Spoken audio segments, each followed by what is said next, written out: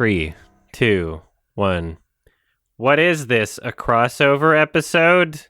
That was a quote from Horsing Around. Hello, this is Adam from Your Movie Sucks, and this is a podcast called Sardonicast. Hello, who else? I'm Ralph Seppi, Ralph the Movie Maker. I'm Max from IHE, and we're joined by another Brit Bonger this time. Introduce Indeed yourself, Tro. How come you get to say that? It is me, the right opinion. Am I It not is me, allowed? the right opinion. And I guess that's me, yeah. I don't really know how else to introduce myself, honestly. Whoa. I only had that written down. What do you do? Yes, sorry guys, it's the British episode. I assume you make right-leaning content. Oh, yeah. That's all I make. Big right-wing political propaganda. Uh-huh. Yeah, where's the left British opinion? Tucker Carlson, basically. No, Oh, man. I make long form video essays on YouTube issues, I suppose. Sometimes things a bit greater than that. Mm-hmm. Internet affairs in general, but mostly focused on YouTube, I'd say. Yeah. You'd call Mr. Avocado as a YouTube issue? Yeah, I'd say he's mostly a YouTube issue, but Mhm. I suppose I do analyze some of the more cultural elements of it. Yeah. But it primarily stems from YouTube, but obviously this only exists because of YouTube, and such behavior would this doesn't only exist because of YouTube, and this behavior would probably exist in other terms if we had other platforms that facilitated that behavior. Okay. So for anybody listening at home, the right opinion also goes by James and Tro, so TRO, or Trover Saves the Universe is a game that came out. But anyway, we're gonna interchange between all three of those just so you get really confused. Just letting you know. So we're all talking about one person if any of those three names are used. I've got some questions for you, Tro. Okay, is this an interrogation? Yes. Yes. It's a deposition. I didn't do it. You didn't do what? Whatever it is, I didn't. You sound guilty already. Yeah, I haven't even asked you anything. Chill. What didn't you do? No comment. Pleading the fifth? I am pleading for. See, on But you're British. but Yeah, do I'm we in have the America fifth? right now. It's July the 4th, Independence temporary Day. I'm citizen. feeling patriotic. Yeah, exactly. I'm pleading the fifth. I'm using my rights, my Miranda rights. Or if- Okay. That's not how they work, I don't think, but I don't care. What's your favorite movie? Hot Fuzz. That was the easiest anyone's Yes. ever answered that question. It seems like an easy question, but There's normally a lot of No, it's kind Yeah. of a difficult question. I get that, but No, I it's like not. the swiftness to that response. Yeah. Yeah, well, I just, Alright. I get asked it so much, and I'm just not considering changing it anytime soon. I've watched that film endless times, Cool. and I love it still. it's a good choice. That's Edgar Yeah, I'm right Wright. there with you. Yeah. Good pick. His films are endlessly rewatchable. What's your runner-up? Let me stump you a little. Now that's a bit more tricky. I'd probably maybe go the Grand Budapest Hotel. Okay. Really? Wow. Mm. Okay, that's a little more recent. Yeah. Yeah, that's a great movie. Yeah. Though. Mm-hmm. Yeah, That's I probably do. my I just favorite love that. Wes. Yeah. Yeah. I'm curious, one thing that sort of strikes me about your YouTube channel is kind of the presentation where you have a bunch of different editors per video. And that's always been kind of fascinating to me. So I guess my question is, can you describe exactly how you organize that and how much control or leeway you have over your editors, if that's something you're comfortable answering? I'm just curious about the creative process there. Yeah, sure. So it starts off pretty singular. I research almost all the time. I sometimes get a couple people to help if I feel like it's a really difficult subject, but most of the time I try and keep research to myself. I tend to write it, then I record it, and then I hand it off to a friend normally who edits the audio down. And then what we have parts. So when I write it out, I split it into parts. Normally, it's around 2 pages per part. And so what I tend to do with that is I gauge how many parts I have, and I then announce in a Discord server that we have so many parts, and we need so many editors. And then I try and organize it in a way that suits people. Regards to editing, it's quite chaotic with so many people. We have a guide of things that we like people to do, but generally we try and give it some creative freedom.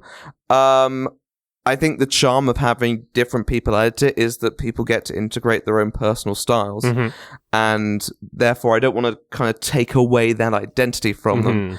But there are obviously things that I do need to see up on the screen, things that help the viewer if they are actually watching the video. A lot of people just listen to the audio most of the time, I find. And I've even had some people ask if I can do it on Spotify, which I've considered, but for the moment I'm just focusing on YouTube. And normally we have a deadline, so 2 weeks, 2.5 weeks, and we try and get it in by then. But obviously with so many people, you're bound to get a couple delays, unforeseen circumstances, things happening, and that can delay it a bit. And we tend to get hit by a fair few delays, honestly, which has been one of the issues recently. So with the latest video that I'm trying to release, we got delayed because of a couple guest parts that were taking their time. Then some more information came out about the situation. There were new developments, so I had to account for that in the video, and therefore we took a bit longer to add that. Then we had a sponsor segment, which I'm really pleased about. I'm happy I got a sponsor, but because I want to do the sponsor justice, we've taken our time with that one as well. And so in the end, this video that was meant to be out early 2022, we're now pushing into the latter half, which isn't ideal, but I'm also very fortunate that I have people who are very patient and are willing to wait for my content. Yeah, for longer form effort content, especially. Yeah, exactly. And I'm very, very grateful for that, because honestly, I haven't been hitting as many deadlines as I've wanted to lately. In a perfect world, I'd probably be getting one video out a month, but it's a very imperfect world currently, and that has had some knock-on effects. Right. Yeah, it's such a standard now to like use editors on YouTube. It's like something I've grappled with, like wanting to experiment with that route. But it's you've talked about it before as well, Adam. Of like the creative, it's such a process of like sacrificing that section of the creative expression, because that is where so many jokes are made and founded to me. I think it's the problem is with this is that it's about your appeal as a creator. And if your appeal can come from your editing, there are some fantastic commentary YouTubers out there who edit these things themselves, and part of their appeal is their editing. I Hate Everything, you have a very distinct style, and when people watch your channel and people see like a clip, for example, they can tell that's an I Hate Everything video, and that's a real draw for a lot of people. Another commentary YouTuber I think edits everything themselves, though I might be wrong. Emplemon, brilliant editor, and his stuff, it looks fantastic, and it wouldn't be the same without his personal style of editing. And those sorts of creators are really important on YouTube. It's not necessary for every creator to have their own personal editing style, but I think it does help certain YouTubers set themselves apart from the rest of the crowd. Ralph or Alex, did you have any questions for Tro before we move on to some movie news? No. I guess I could just mention, since we're talking about editing, I recently uploaded something that was just like an edited clip from the film Morbius. It wasn't me talking. There's no talking from me at all, which is not common for my channel, and the video got a lot of views, which made me think like, okay, maybe just my editing skills are like enough to, propel my channel. Like that's just a way, like I've been thinking, like kind of like Crowdcat, which is a YouTuber. Yes, I think of course. that's his name. Or Yeah. That's a YouTuber I've mentioned before that I look up to. So yeah, just kind of piggybacking off what you're saying. It's not really a question. I just wanted to add to that. I released quite a few shit posts. Yeah, your Walking Dead one with the lady going, Yeah. like that's a classic. That's an edited. Yeah, I've seen that. Yeah, sure. So we all have like those, I guess. Alex, are you awake? Yeah, just about. What about nighttime. taking it back to movies? Yeah, no. For those listening, we had just for scheduling stuff. Where I'm recording we started at midnight for me, so if I sound a bit airy, that's why. But to bring it back to movies more so, any standouts from this year aside from Men, which we'll talk about shortly? Anything you've seen that stood out to you? Yeah. I know this is probably going to be a very cliche answer at this point, but Everything Everywhere All at Once was my standout movie for this year so far. It's just so unique, so exciting, and it's just a great movie. And so many films these days feel like they come from a playbook of how to make a movie, and that one just doesn't. It feels very fresh, and that's what original, I really appreciate about that, because I'm always going to get something out of a film like that. I was speaking to actually someone yesterday about this. A24 as a studio, they're just putting out a lot of good films. One that I'm not so keen on, but we'll get to that in a moment. But last year, I think the best film I saw in the cinemas was The Green Knight. So yeah, I love that film. That's such a good film, and it's just. Film. I was so glad I got to see it in the cinema. I know it went straight to Prime in a lot of places, but I got to this one cinema in Canada that was showing it, and I'm so glad that I got to see it in the cinema because it just looked so fantastic. Yeah, so beautiful. Good to see it on the big screen. Where in Canada were you? I was in Vancouver. Oh shit! Well, that's where I am. So. Oh, I didn't realize actually. Yeah, well, next time I'm in Vancouver. Maybe we saw the same screening and we didn't even know. Yeah. Well, there was only one other person in the screening. And they walked out halfway through. That was me. I'm just kidding. Oh, damn! You really hated it. Yeah. I haven't finished a single movie. Actually, my entire channel is just guessing. Yeah. I thought I got that impression from watching your videos. Yeah. I know it. Yeah. There it is, folks. The proof. We've got it. I got myself. Yeah.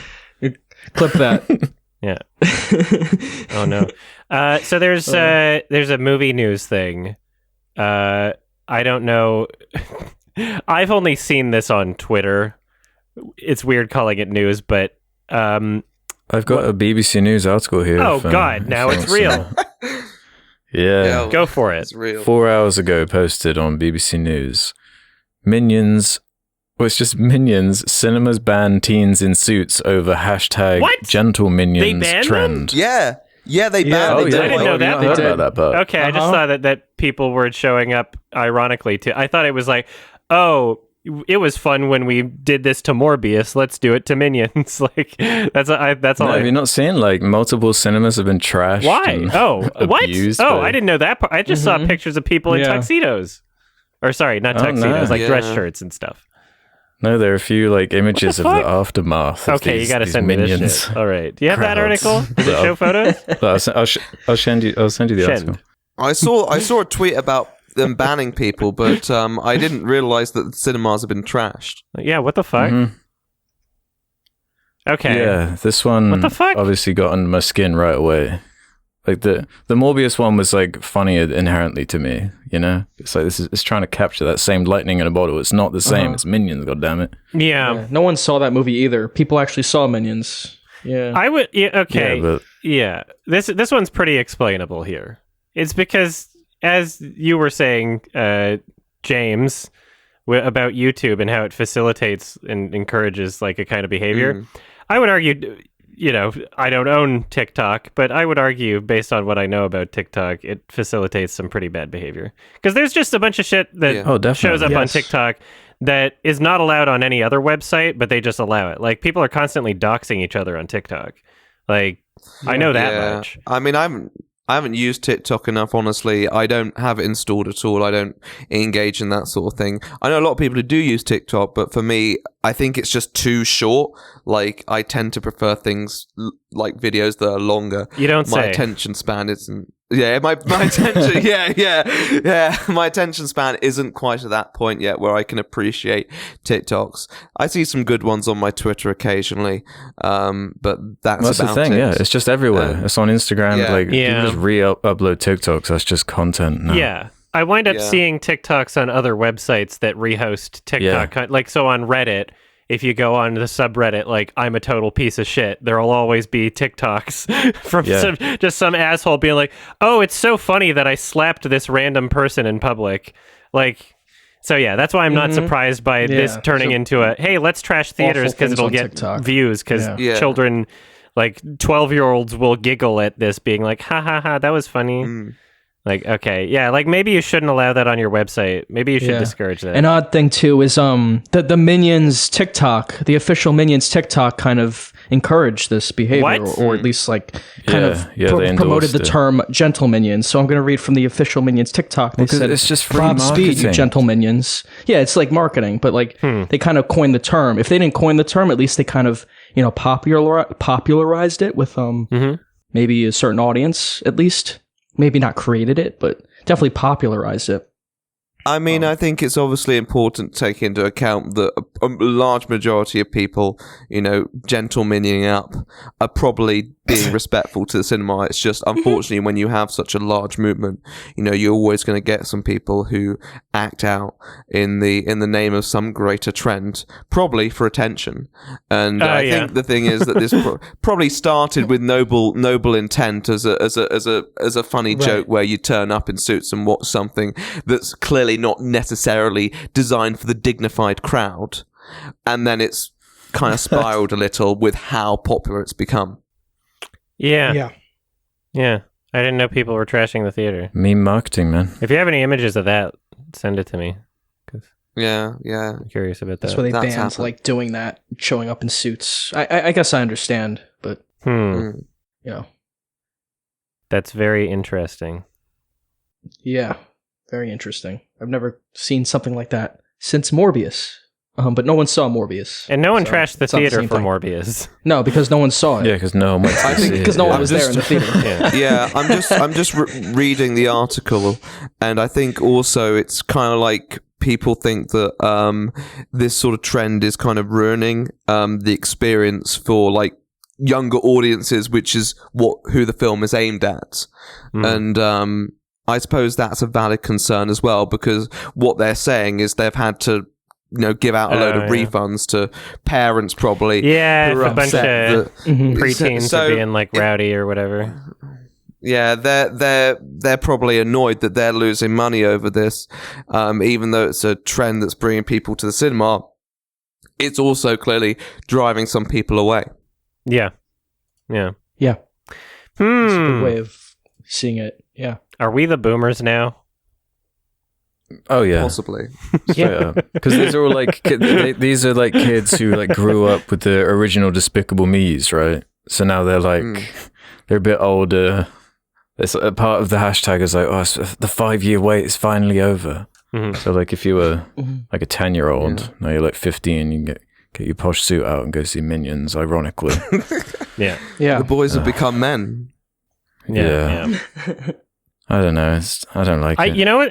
It's so weird because me and Scoot, we swear that there was already a Minions Rise of Gru movie like 5 years ago. Just it seemed like a movie that had already been out. I haven't seen any of them, but it was just like, didn't they already do that title? Like, I don't know. I think this film was like nearly done or something, but then COVID happened. And maybe they were want to ads maximize profits. Yeah. Oh, yeah. It's been advertised for ages. Yeah, it was pushed back a long time. Okay. Oh, I remember tweeting about that I couldn't wait to see it years ago. Oh. But it got pushed back. Did you start this TikTok trend, Ralph? Yeah, it was me. Okay. I'm sorry.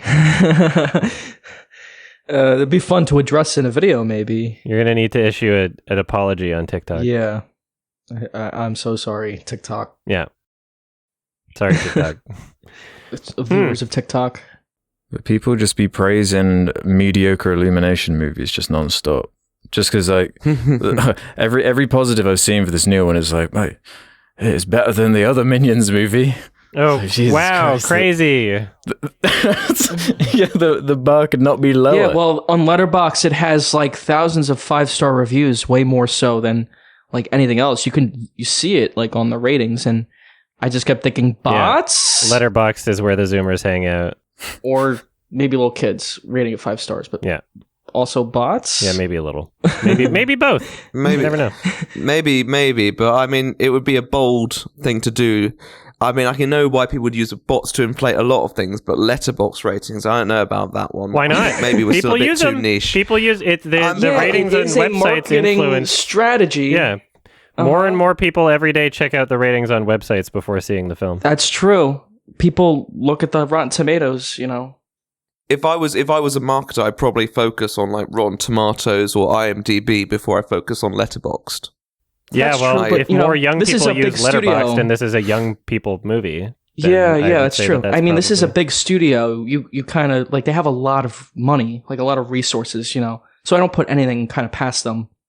It's not like they can't afford to do that. Yeah, I would agree with that. I think my hunch personally is that it's likely a meme thing. One of my friends also gave it 5 stars.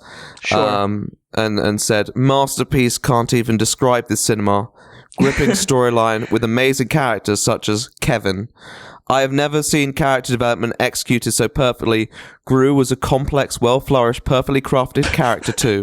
I particularly enjoyed the line, okay, fine, I give in. Have never heard such exquisite dialogue in my life. There was a lot of buts, thought that was a low-key a bit sus.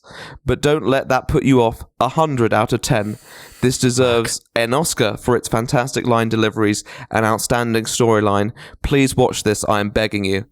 I am so not entertained by any of this Minions ironic thing. I'm like, it is so lame. Yeah. Ironic enjoyment, yeah. As if they needed more Minions money. The Morbius one was funnier. Morbius was tolerable and it came with a cool catchphrase. That was actually funny. Yeah. It was also kind of mocking Sony. Morbius was a film that was never going to be like a huge movie anyway, and people propelled it artificially. This is a movie that was always going to be a big movie because babies love Minions. And also grandmas, because they want babies to love That's them. true. But that added to the humor of the Morbius thing too, when they thought the memes were a way to make more money, and it just backfired. But this is just a movie that like flopped and then goes back into theaters and flops again. Like, and it flopped again. There's legs on that meme. This great. Minions shit, it's just like, okay, all right, like it's so surface level. What are you gonna do with it? It's so boring. At least wait until the film has lost like the hype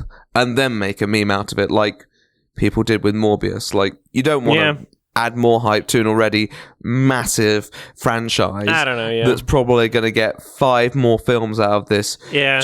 And they basically have a free license to be even lazier. That's what concerns me.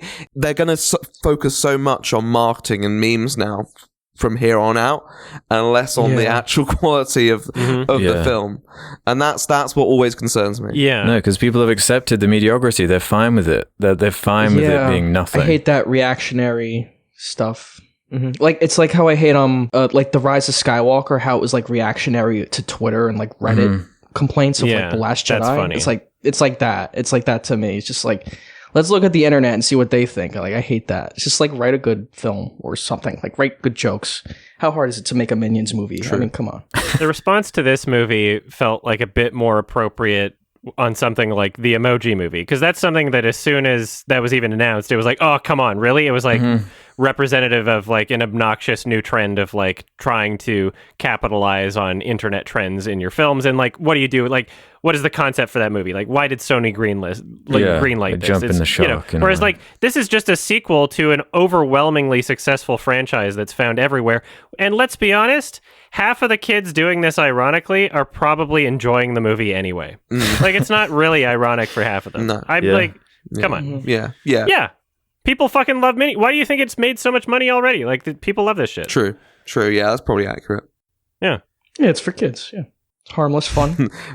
Until you trash the theater, then it is harmless, harmful bad. It was good, like counter programming to release The Black Phone like the same weekend. Did you watch it? Yeah, I've seen The Black Phone. I did. I really liked it. Oh, you really liked it? Should I see it? I liked it. Oh, cool. Is it worth seeing? You should. It's a good horror movie. Like, okay. It seems like something I might be very annoyed by. You know what that means. It's a good horror movie, I feel. Oh, you mean good for a horror movie? Good scares. It's good for a horror movie. Okay, yeah. I actually really liked it. I like the small scale of it. I like the focus on like the kids. It was almost like It. Yeah. Okay. Stephen King's It. But almost kind of better in my opinion. I agree. I watched it twice. The film, anyway. Mm-hmm. Oh, really? You've watched The Black Phone twice? Yeah, one time with my friends, second time. It hasn't been second time on a date. But I didn't tell my date that I watched it once before because I wanted to make myself look braver. Oh. Yeah, thank you. Starting out your relationship on lies. Yeah. That's pretty normal. What? Well, pretty common. All right. I'm going to write down The Black Phone and then write that down. I might watch it this week or something if I have the time. Okay. Yeah, it's pretty good. Okay, we'll see. I enjoyed it. I enjoyed Ethan Hawke as well. And, I like Ethan. The writing of it. Yeah. Mm-hmm. We all watched a movie called Men. How For Men Watch Men. How does everyone here like Men? What do you think about Men?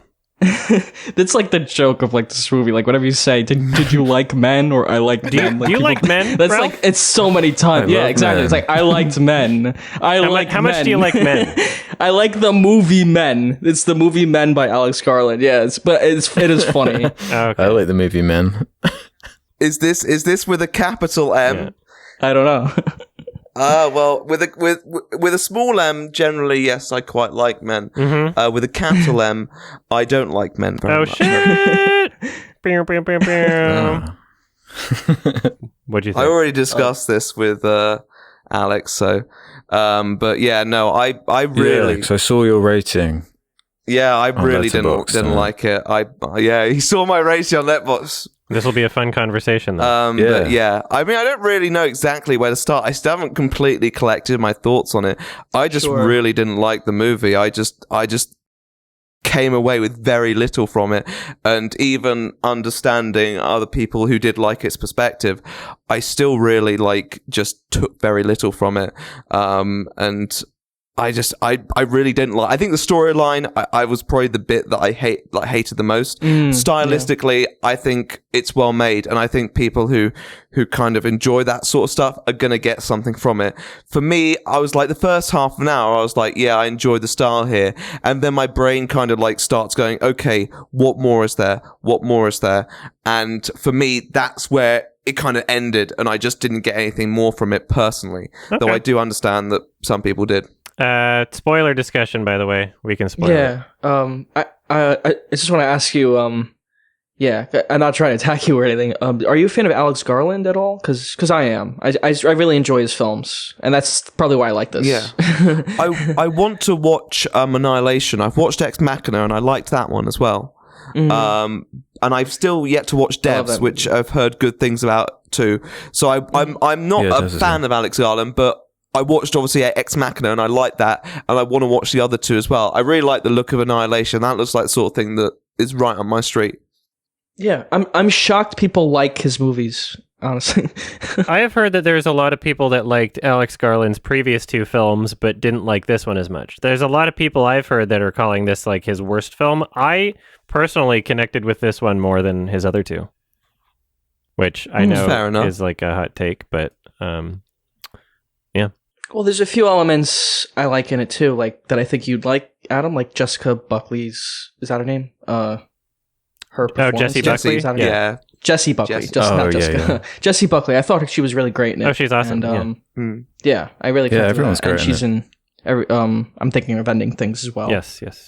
Yeah, so she was really great. And also the guy who played all the different men, which is kind of the, I kind of picked up on that in the trailer, that it was all the same actor. So sadly, that was kind of like ruined for me, I guess, but also not ruined for me because it didn't watch trailers for movies that I know I'm going to see. Yeah. So it didn't really matter for me personally. Yeah. Like, it actually added something. I was looking for it and trying to figure out the film, and there's a lot about it that's like, I feel interpretive and kind of just it's a very weird movie, and that's why I think that's why I said sometimes I don't know why people like Alex Garland films, because they're so out there, they're so weird, and I'm just shocked that like people like them as much as they do, because they're very like challenging and different. Like, they're kind of trying to piss you off in times. I think this is his weirdest and most challenging, This is definitely and the that's weirdest. that's why this is one is not as well received, is because it does sort of pass that threshold for too mmany people.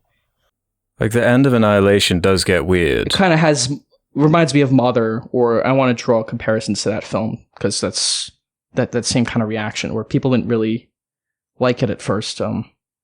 Really, this was making me think of Antichrist, actually. That as well. Mother's actually a fairly good. Mm-hmm. Yeah, just as far as like the symbolism is concerned, like the religious themes. Yeah, there's a lot to kind of chew on, and taking like an isolated setting and kind of exploring someone's inner trauma. I just meant more like the reaction to it. Like when Mother first came out, there was such like a strong the reaction to this is hilarious, because I watched the movie, had a great time, enjoyed it, and felt like, there's like a lot to like unpack here, and then started reading about like the responses, and I guess because, as the title suggests, it's kind of about like gender and the relationships between different genders. So of course the like discourse around this movie is like, man, it's bad. It is like one of the most toxic subjects you can have a conversation on the internet, I didn't really have a problem actually with the whole gender discourse. I didn't enjoy how it dealt with the trauma, honestly, personally. But I think like you pointed out, Alex, to me, that basically, their representation of like different forms of toxic masculinity. And I do perceive that, yeah. And I think that's a fair interpretation. I personally, though, I just didn't connect with the trauma. And as a person who does have, like, I guess, some degree of trauma in that area, I kind of just felt like I thought it was a bit exploitive from my perspective. And it's a really difficult subject to kind of pull off without being exploitive in a way.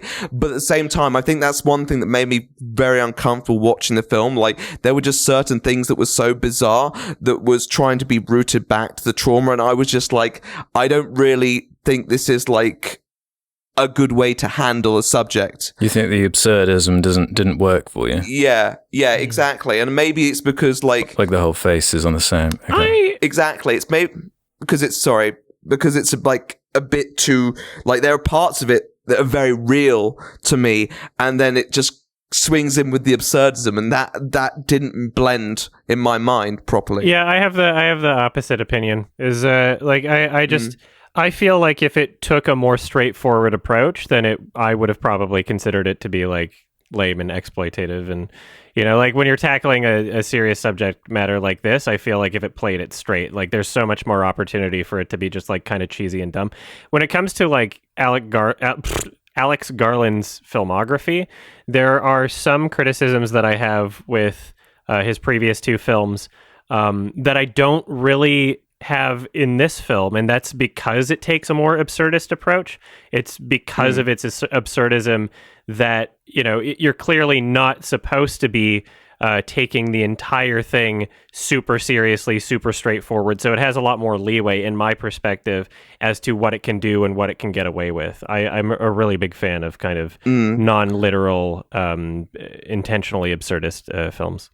Oh, yeah, I mean, I don't necessarily have a problem with, like, absurdity on principle, and there are absurdist films that I've quite enjoyed. I guess it's more just how it tackled the subject in question. And I don't think there's anything wrong with playing, like, the subject of trauma straight, if you can do it respectfully. And there's probably, and once again, I can't think of any examples that come to mind immediately, but there probably are examples of films that blend absurdist and trauma quite well. from my perspective, if you take into account that this one doesn't do it well, which obviously you disagree with, and I understand that. But for me, this one isn't one that's done it well, and I just kind of felt more and more comfortable as it got more and more absurd, because I just didn't think it had, I guess, rooted itself in a tangible, I guess, background of trauma to really build off it as elaborately as it did. Obviously there are the flashbacks, but it's a very small part, and I think in a way it was trying to grow something too big from something extremely small. Would you feel better about this film if it was detached from the more serious elements it's trying to tackle? Like if you had the same sort of narrative or style with its like absurdist approach, or like, you know, same visuals, same you know, perhaps even same concept, but it didn't have the underlying message or themes where it's trying to tackle something serious. How do you think you'd feel about that? Maybe I would have been a bit less, I guess, frustrated by it, because I think maybe in a way it is a really ambitious film in what it tries to pull off. And for me, obviously, it didn't pull it off, and I think that's probably what annoyed me more about it. If it had just gone for something maybe a bit more just absurdist without the sort of very serious underlying subjects, I wouldn't have minded as much.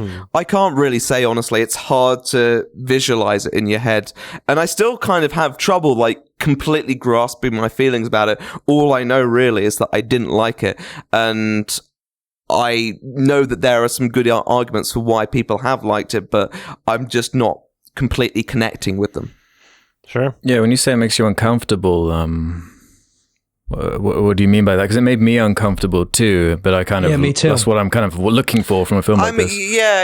I knew that was going to come back. I knew, I knew when I said that I was, I know that some films are designed to make people feel uncomfortable, and there are some great films that do it. The one that I always think of when I think of a film that made me feel really uncomfortable, but I really enjoyed it, was The Lighthouse.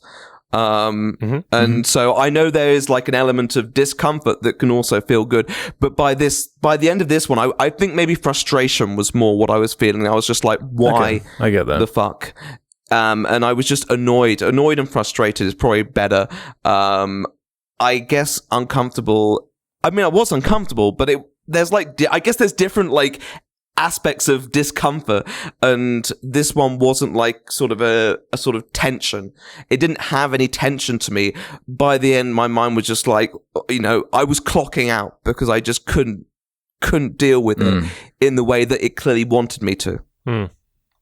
Yeah, I wasn't necessarily feeling tension in the sense that I was like concerned at the, you know, about the main character in those instances. Like if, in terms of the elements that are like a straightforward horror movie of like, oh no, like is he gonna get her, or like, oh, he's like, he disappeared in that one spot. Like, I'm not really affected by those. What I just found exactly more agree with you though, Adam. Yeah. When you said it's a straightforward horror film, I completely agree with you. Like that's kind of why that's what I liked about it. It does feel there are elements like more like straightforward to me. There are definitely, well, like the kind of one location, which is like it's almost a horror trope at this point, like Mother, Lighthouse, these movies, Exorcist, mostly, many other horror films, House of the Devil. Yeah, like one house, kind of a woman being stalked or whatever. But the way the film plays with horror and uses it as a vehicle to tell this like story about gender, like you're saying, almost like Get Out, how that's about like race, like, I think it was really effective and disturbing for me anyway. I think it's an effective horror film. Oh, that's fair enough. Yeah, I wouldn't say that like the statements are profound or anything, and I would need to watch it a second time. But I think it's communicated effectively. I like that. I like when films force you to at least think about and engage with its themes and subject matter, and I feel like Absurdism is a way that really helps me to do that.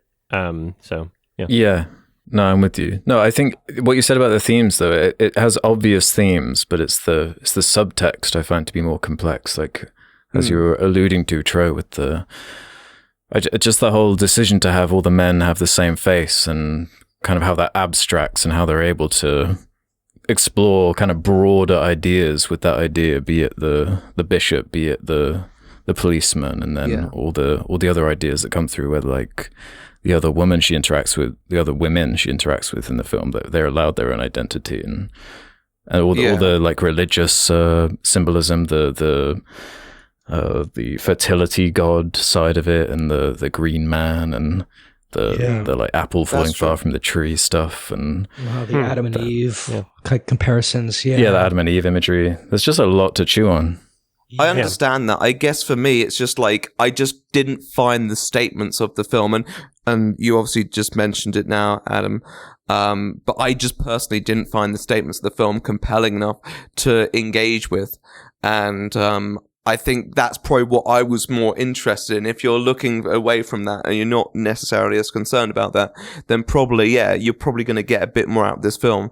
For me, it was just like, I guess my problem was, I mean, the character. I mean, Jessie Buckley does give a great performance, and I can't deny that. But I just didn't. Her character is basically all we know about her character is that she was traumatized, and for a film that already isn't working with much, to have a character completely based on that just did not, I guess, resonate with me, especially in how it subsequently dealt with it. I would say there's a lot more to her character. Yeah. I would say, because in those flashbacks, when we see, when it reveals like how she was interacting with, her deceased husband, or I forget if it was husband or boyfriend. I think it was husband, because it was a divorce. Husband. I think it was husband, because there was a divorce. It's not just, she was traumatized, and then, it allows us to see how she was interacting with him. And I think that the added information of how that argument took place, and how you can see how she could place blame on herself, and how she was really forced in a situation where, like, she eventually just had to say, like, okay, well, you're threatening suicide, like, what am I supposed to do? Like, I can't do it. Like, you're gonna have to kill yourself or something like that. And like, she was put in a situation where that was just unavoidable. Like, I really connect with that, and I really am able to think about a lot in terms of like what might be going through her mind, not only in that situation, but over the course of the rest of the film because of that situation. I think that, in terms of like a character study intellectually, I don't think that she's just defined by being a victim. But she also doesn't know if he intentionally killed himself or not. That's like part of it, where she doesn't know if he slipped off the top or... That's still like part of the trauma, right? Or she's at least telling herself a story, and she's trying to believe one thing, or at least the possibility of one thing. Right. That's like... Yeah, those dreams are like her interpretation of it, almost. It's still part of the trauma, though. All those interactions, the clear manipulation, the physical abuse, it's all bundled into the trauma idea. And I agree that it does make the whole situation, in how she processes it, more complex. But I also didn't feel like it cross-referenced enough to the then present situations well enough for me to make a clear narrative that was fully tangible to me. That's all good. So we're going to need to, just because this is a bit of a shorter episode because we started recording late, we're going to need to move on to the next film pretty soon. I just wanted to get out a few things that I appreciated about the movie before we do that. I think that this is Alex Garland's best looking film so far. There's a lot of great visuals in his films, but color especially. The color grading in this film, the visual effects are fantastic. Oh yeah. I saw people shitting on like the face stuff or whatever, like on especially the kid, like that kind of looks kind of weird.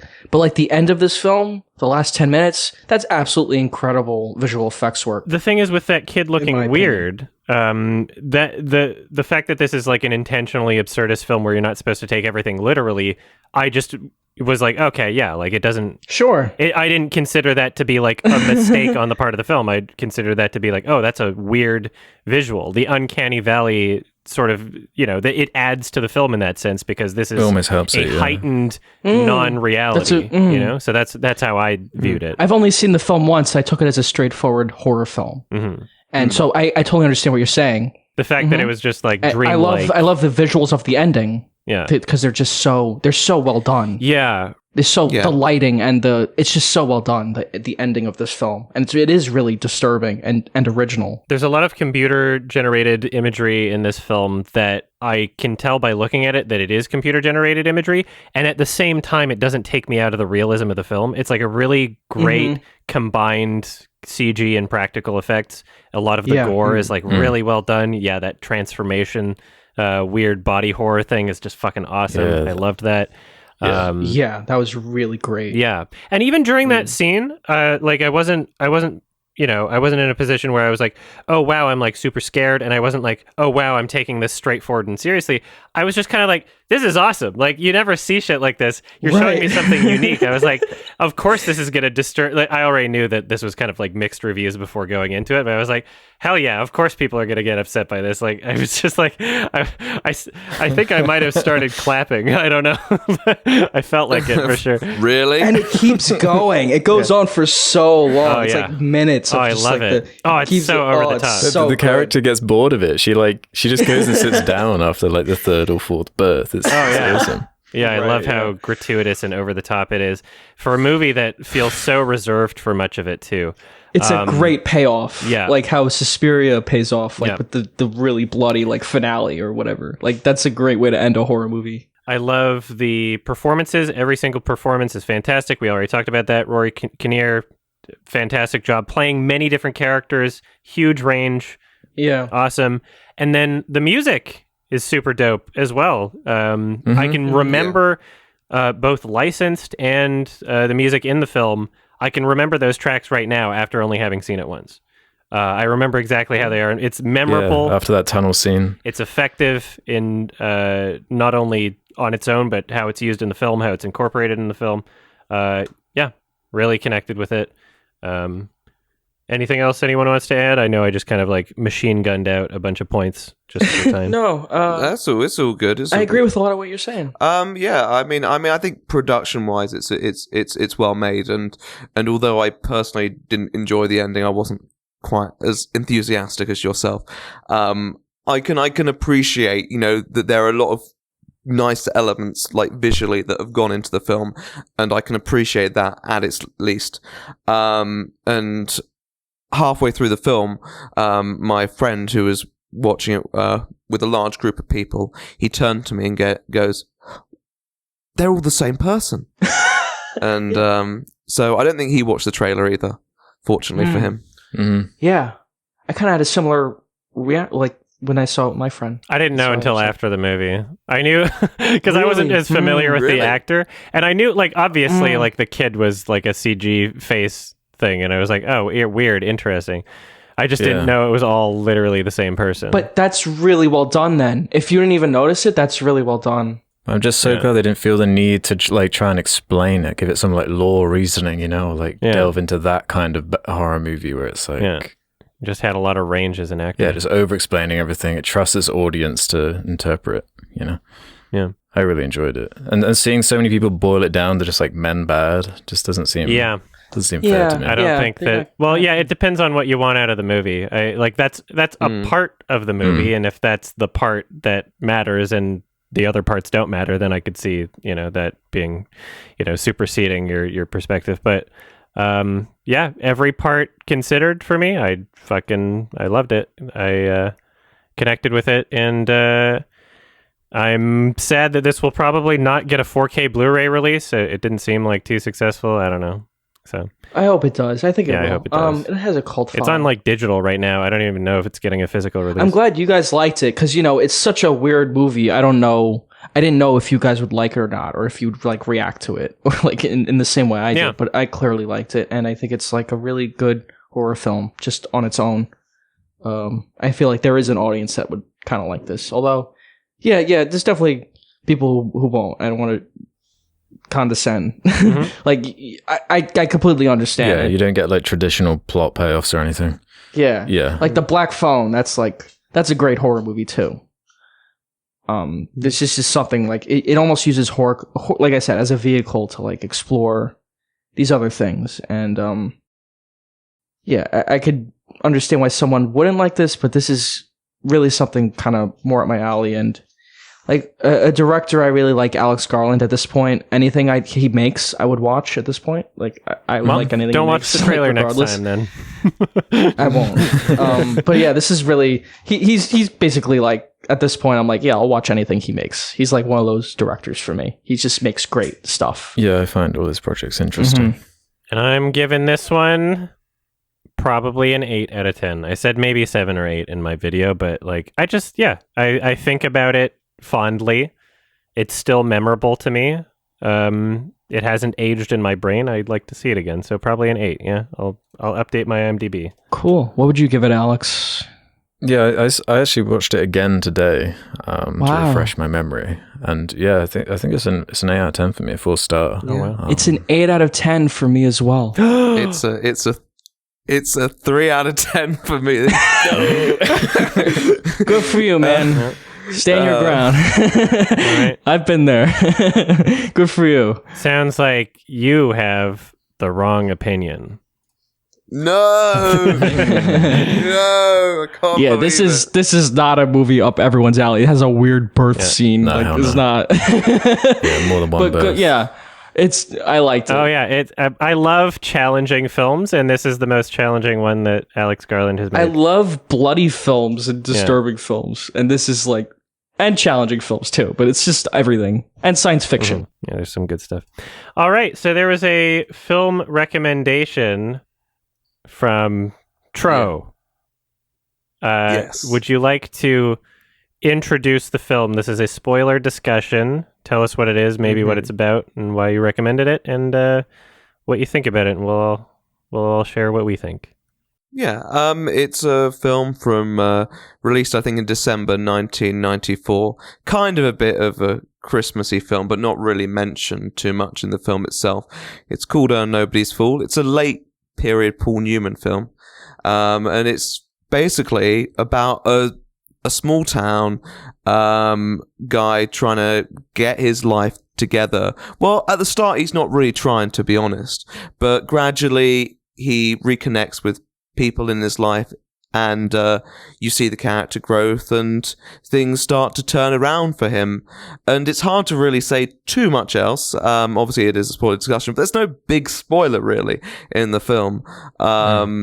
It's just a film about a small town guy who sorts his shit out, and that's basically it. I don't really know what else to say. It's definitely built on dialogue, and obviously features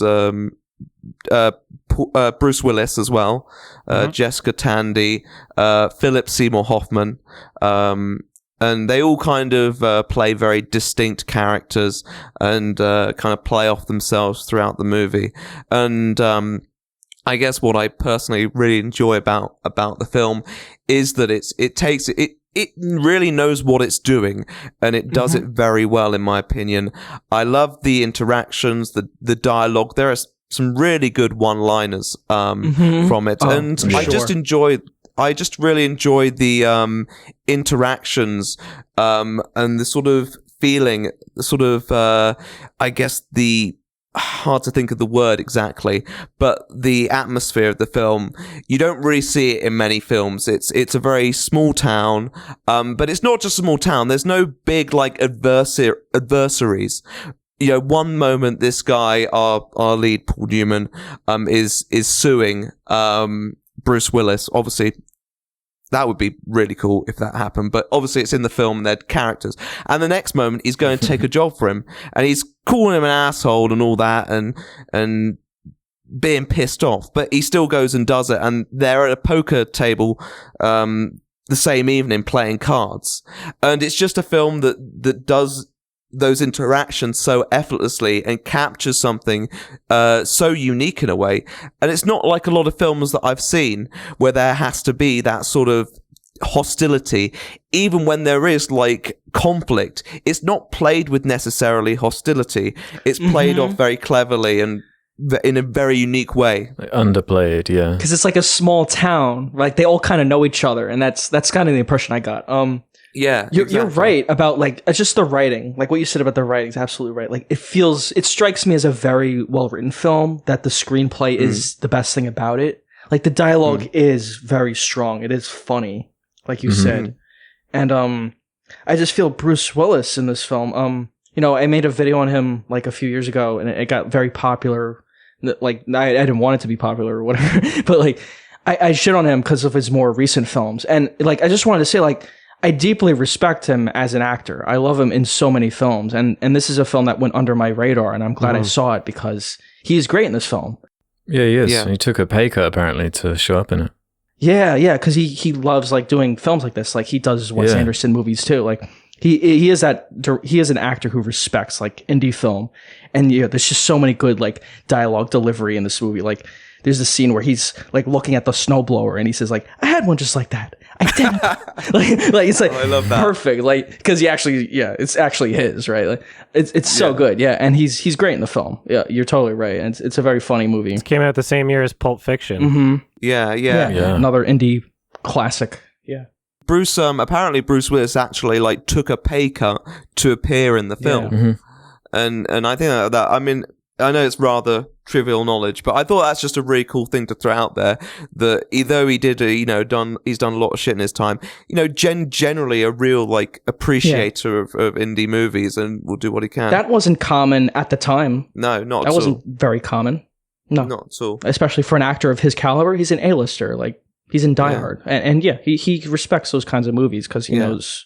Yeah, that's why I do like him as an actor, and I love how Bruce Willis is introduced in this film because I pay attention to like character like introductions just for my own films, and he has like a very low key introduction. Like he just shows up in a medium shot, and I like that. It's just like he's a character in the movie. Like here he is. he's not Bruce Willis. He's his character, and that's like very effective in my opinion. Yeah. I liked so much about this movie. See, for me, it was mostly Paul Newman is what carried it for me. It's that charm, that kind of past their prime character. He's like an absent father, just kind of like a reconnecting with the son angle is like it could be like kind of a you've seen that a million times, cliche kind of beat, but what you said about it being like underplayed and it's like really gentle the way everything's displayed in like in the best way possible. It gives it kind of a unique feeling. So when you do get the like conflict moments, like the scene towards the end with the Philip Seymour Hoffman police officer, it's like it adds a certain level of kind of realism and he's always great. Charm. Yeah, Seymour he is Hoffman great is in always this. great. Yeah, he's great in this movie. Yeah, there is a lot of authenticity in this film.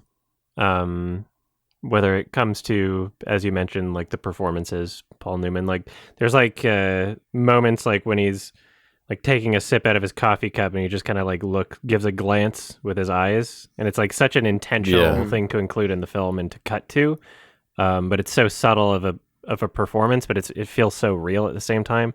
You can definitely feel like the energy of the characters, but also the environment. This is it's great to see an American film that is using real snow also, it's real cold weather. You can see their breath, etc.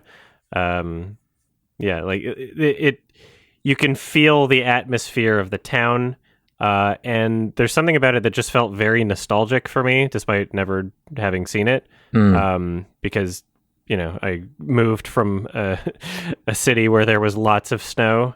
I used to smoke cigarettes back at that point in time too, so just like seeing characters smoke in the snow and just the atmosphere, it just like it kind of like brought back like interesting memories, and just it was an interesting kind of like comfy movie when it comes to like the tone and the feel of it.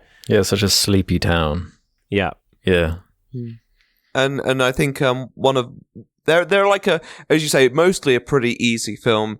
There are a couple scenes that I think stand out quite well as well. There's the one scene where he goes to his ex-wife's Thanksgiving. It was Thanksgiving, I think, at that time. He went to ex-wife Thanksgiving, and obviously there's this moment of just chaos, and it's captured so well, and you immediately like really feel the chaos like setting in. It's really like quite suffocating in that moment.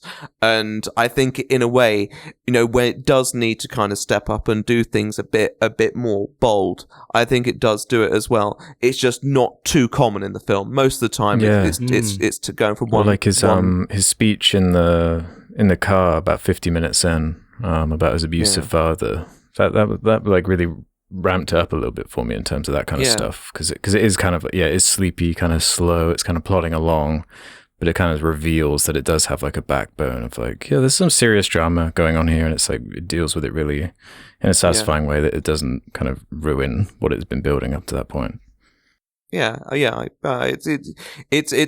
shows, it gives like, I guess, the character a bit more depth, and and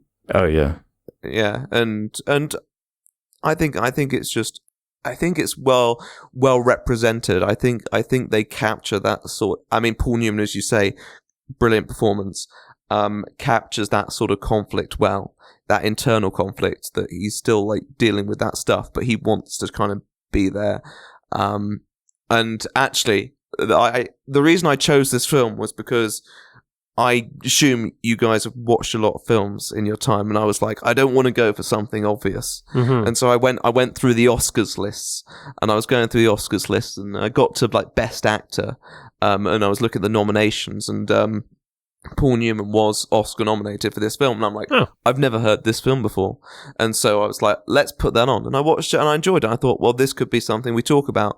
And interestingly, I actually had to VPN to the US to even get a digital copy of it. It was it's really annoying to find. Oh yeah. I just watched it on HBO Max. Oh really? You're lucky. Paul Newman's a incredible actor. He's been in a lot of great movies. Color of Money, Martin Scorsese. He's in Cars, which is funny. Yes, as Doc Hudson. Butch Cassidy and the Sundance Kid, which I haven't seen. And Road to Perdition, Sam Mendes. Yeah. I want to see. I want to see Cool Hand Luke. I've heard that's good. Cool Hand Luke. He's got a lot of good. The Sting. Yeah. I want to see more Paul Newman films, and this was. He's great. Yeah. I think this is the first actual Paul Newman film that I saw with him as the lead. So it's been a good introduction in a way, because one of the things I absolutely adored was his voice. Such a good voice. And I just wanted him to talk more and more so I could hear more of his voice. Yeah, he really carried it for me. Even in Color of Money, I don't really love that film that much, even though Scorsese, he's like one of the best parts of it. He's definitely like he has a presence. He's one of those guys. Yeah, one of those gravitas actors. Like a Tom Cruise. Where he carries like a scene. Yeah. What I like most about this film is the dialogue and just the way that characters kind of interact with each other. There's something kind of like quippy about responses. All of the best lines in the film are essentially done in kind of like a call and response type way, if that's the correct term to use. But essentially somebody says something and then Paul Newman just has like a, kind of an entertaining answer to it. Or not just Paul Newman, but other characters would say that. So I wrote down a few that stuck out to me. One was the you ever met anybody that's stubborn? Yeah, I have. And then just like the aggressive glance and just it's weird. The parrot one was good. Yeah. The dog one. I'm a member of Greenpeace, and I just helped poison a dog. Well, for one thing, it wasn't poison, and for the other, you didn't help much. Stuff like that. It's like there's a good sense of how to respond to dialogue in this film. It's really, really well written dialogue. And, that's actually funny. It is actually funny. It's not like cringe or... Yeah, it got some genuine laughs out of me a couple times, did for which me too. Never happens. It is a funny movie. Not even just Paul Newman. Like, there's a lot of funny scenes. The scene where the kid gets his dick crushed by the toilet lid. That was so funny. And the woman's line there, the mom. Oh, that was so funny. Oh yeah, she was like my China. Ruined my China or something, some shit like that. It's so funny, that whole scene. There was that good line about the dog, like, he's a lot like you, and then Paul Newman goes, oh yeah, he's really well hung, or something like that. Yeah, this is like funny dialogue. It's not even like the situations, like the dialogue responses to it are like very funny, like very natural and just smart. It's a very clever movie. Like, that's what I mean, like the writing. I really like the writing of it. And I just, like you point out, like the natural snow and all that. Yeah, like that's a good thing about the movie too. It does feel like you're actually watching like real people, and that's like a huge like feat, I think, for a film. Oh yeah, to feel very natural. Yeah, and this film does. It's weird to me because I don't really connect with or find too memorable like the actual like the specific narrative of the film.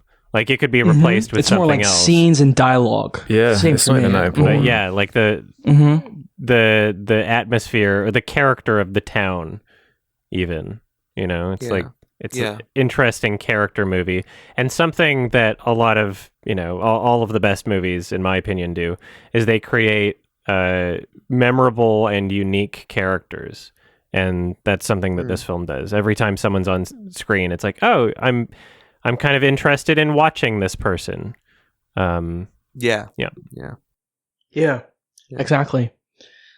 How do we feel about Howard Shore's score? I fucking hated it. It was great. Yeah. No. At first, as it begins, as it opens the movie, it's kind of establishing a certain kind of tone. I was like, oh, I'm not really sure if this is what I'm looking for. It seemed kind of dated, or that it was establishing something a bit more kind of corny, almost like the anti of what it actually manages to achieve with the dialogue and the writing. So, but it does tone down after the kind of introduction and. Yeah, I guess it's over the top. I liked it though. I thought it was a good score. I don't have much. I definitely liked it towards the end. Mm-hmm. There's parts of it I thought were good. It sounds like Hobbiton, yeah. Yeah. It's hard to not think of like Lord of the Rings. Yeah, definitely. Yeah, there's some Lord of the Rings shit going on in there. But like less purposeful and memorable. I am never gonna shit on Howard Shore. I love Howard Shore. Okay, then let me do it. I was listening to the Lord of the Rings over the weekend, just like the soundtrack. Yeah. So maybe it's like my bias of Howard Shore. But yeah, I thought the score was good. I love the Lord of the Rings soundtrack. I don't think that the score was necessarily bad separated from the film. It's not as bad as the score for Geely, right? Which was oh god, who was that? Fuck, another famous composer. But I said the same thing about Geely. Wait, let me see if I can remember the name. Yeah, please do. John Powell. Got it. Yeah. Powell's, you're like, what the fuck? Yeah. Oh, that's a shame because he's talented, John Powell. Yeah, it is like a what the fuck moment.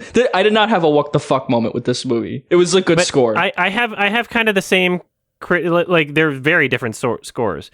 But in both of those, I think I even mentioned with Geely, like separated from the film, it's not like a bad score. It's just the way that the film used it and how weird it was in the context of the scene. Yeah, exactly. The score of the film is overused, in my opinion, in this movie, but it's not a bad score. It's overused. It's overpresent. It's very kind of like aggressive. It's overwhelming by the end of the film. That's why I said I like the screenplay. I love the screenplay of this movie. It's more like how it was directed, and like the use of music and the editing was like it wasn't terrible, but that felt more conventional to me. More like they're trying to make the film work, and less like it was actually it was overused in my opinion. It was trying to elevate certain scenes, I feel. Just like the tone seemed a bit off. The tone did seem a bit off. It was very kind of whimsical and like nostalgic. And I don't think that necessarily is a bad thing to include in a film, even a film like this. I just wish it were more subtle. You could have had this. You could have had music span over the exact same scenes for the same length of time in this film. And if it was just a little less aggressive and distracting, then I think it would have worked a bit better. It's not a bad score independently of the film, but it's just it's very distracting. It's like it's It's really aggressive. This is like a big point for me too. Yeah. It's like I think it's a big not a problem. It's a big thing in like 80s and 90s movies and dramas. It's like this overused score, and I think I kind of notice it in like other movies from that kind of era. It started to get very repetitive. I don't want to hold it against. Yeah, I don't want to hold it against this film. It's just more like the studio kind of mindset of like, we need music here. That's how I feel. Like the producer's like, we need music here. And it takes away, I don't know, who fucking knows, but like, I couldn't say why. Yeah, it could have been the director's vision. I would have to see more films from him. Maybe. Who knows? It could be anybody's fault. It's just kind of a more dated element of it for me. I think he did Kramer versus Kramer. That's his other, popular one. I'm learning a lot here because I really didn't actually notice the score that much. And I realized that I don't actually pay as much attention to the score as a lot of people. And I thought I would pay more attention to it, honestly. But the last film that actually like left me with any strong feelings about the score specifically was like Minari, I think. And I really liked the score on that one. But I haven't like, I guess I don't factor it in that much, which is why I guess I found this film a lot more, easy to enjoy. I think if I'd focused on the score, I think probably a lot of what you're saying is quite valid thinking back on it. But I don't tend to be, I guess, as affected by the score as other people. Yeah, see, for me, very early on, I noticed the score, and like not just the opening credits. I mean, like there were some scenes later. I'm like, there doesn't need to be music here, really. I was comfortable with it for like the first half of the movie, and then over time, it was just way too overwhelming. It's just that was the only part that felt dated to me, because it is a good drama and it's very well written. Yeah, I agree with that. We should rescore it. Trent Reznor, get on it. Hell yeah! It would be like crazy guitar music. Jared Leto, 30 Seconds to Mars. More on Philip Seymour Hoffman. I just want to talk more about him. I love how all of his performances are just so distinct. Like in this movie. You don't even really recognize him when he first shows up. And it's like, I just love how distinct all of his performances are. He clearly puts thought, or he clearly put thought, obviously, because he's dead now. He put thought into like making every character he played like unique. And like, they have a different voice even. Like the way he talks in this movie is different than like The Master or any other film you've seen him in. Boogie Nights. The way he moves even, the way he like bumbles over the hood of his car and stuff. He's one of the greatest like character actors. Yeah. Like any movie with him in it, I will automatically like way more because he's such a great actor. I love his little rant, like, and he's just like kicked out immediately. He goes, "What is this country coming to?" And he's just, he's just like a jerk cop, like, but a great character. But kind of, It's such a good performance. I miss him. I miss him too. I know. Likewise. Yeah. All of the elements of this film work pretty well for me. Could have had a better or more compelling narrative, and the music could have been better too. But yeah, nothing. It's a for me, it was like largely inoffensive and comfy. Just the music would be the one thing that I could see turning off some people.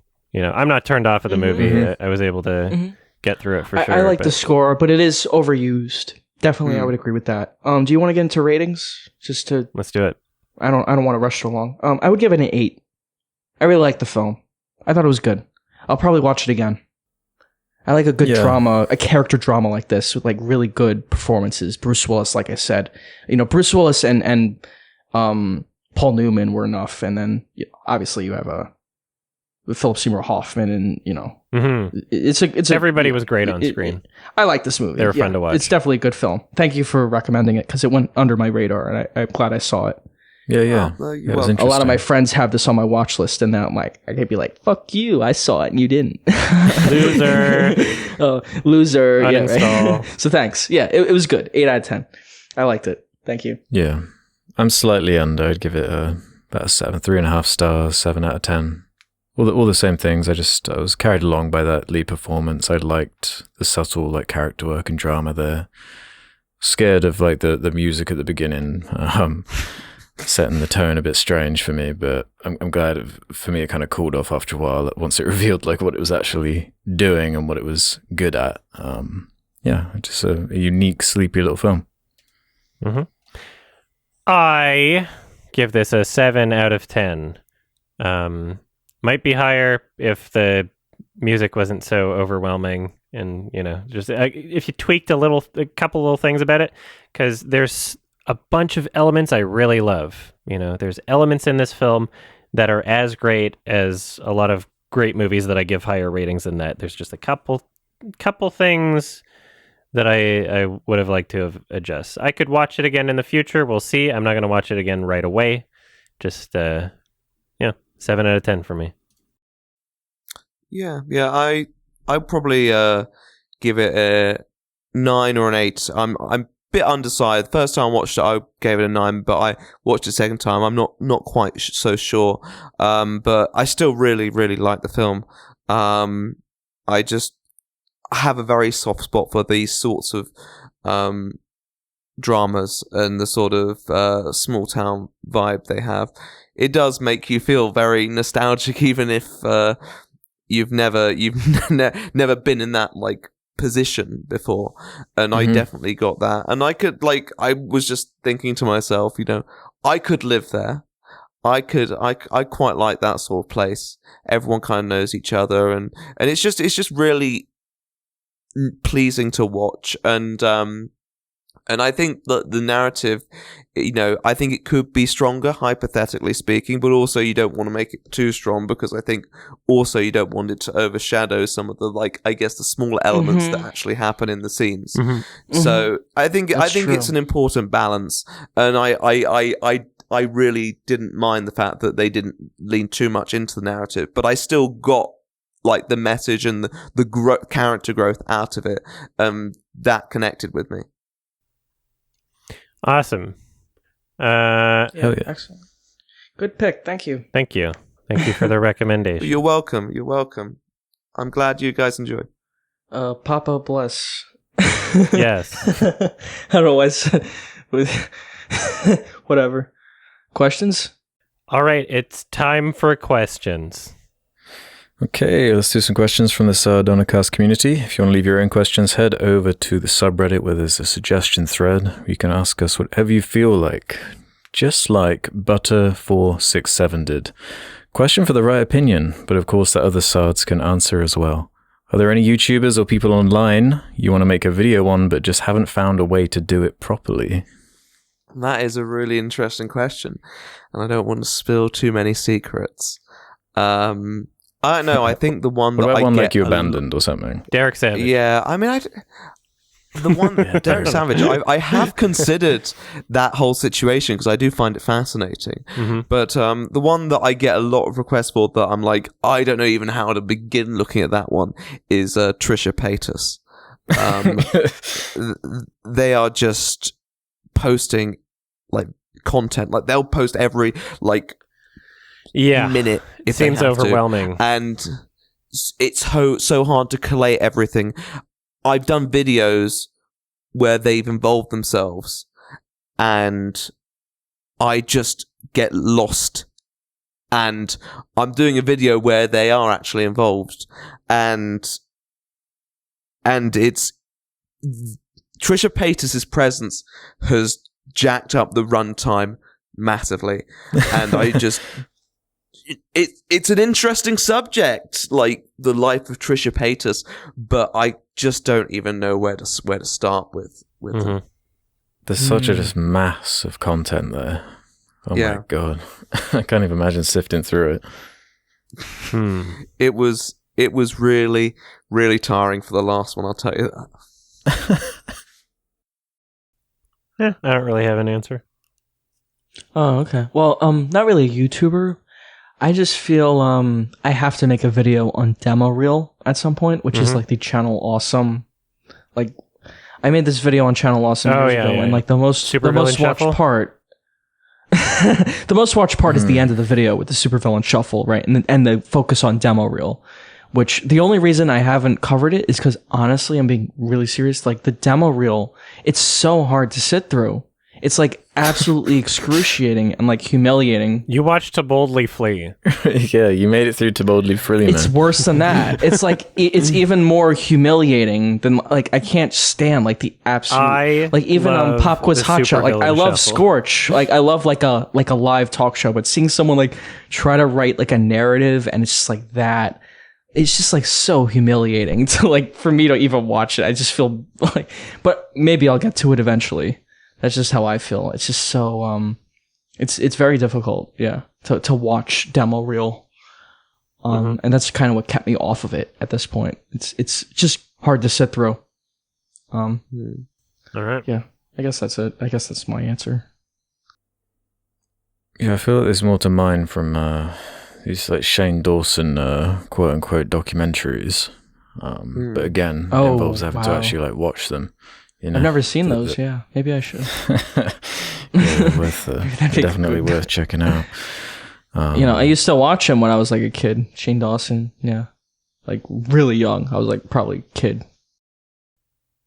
Yeah, I definitely I did take a look at Shane Dawson stuff a while back. I can't really remember much about it, but I definitely underbaked my thoughts on it back then. So maybe it is worth a second look. I'm sure there's more to be said about it, at least. Yeah, because, I did that Pop Quiz Hot Shot video or like on To Boldly Flee. Those movies are like 10 years old or whatever. People didn't care. They still watched them. Like, I don't think people care that like the Shane Dawson documentaries are like 5 years old or whatever, I think they'll still watch it as long as there's like good content there or good jokes. Like I tried to write like funny jokes for like the To Boldly Flee video, which I feel I did. I'm pretty happy with that one. Okay. Another question?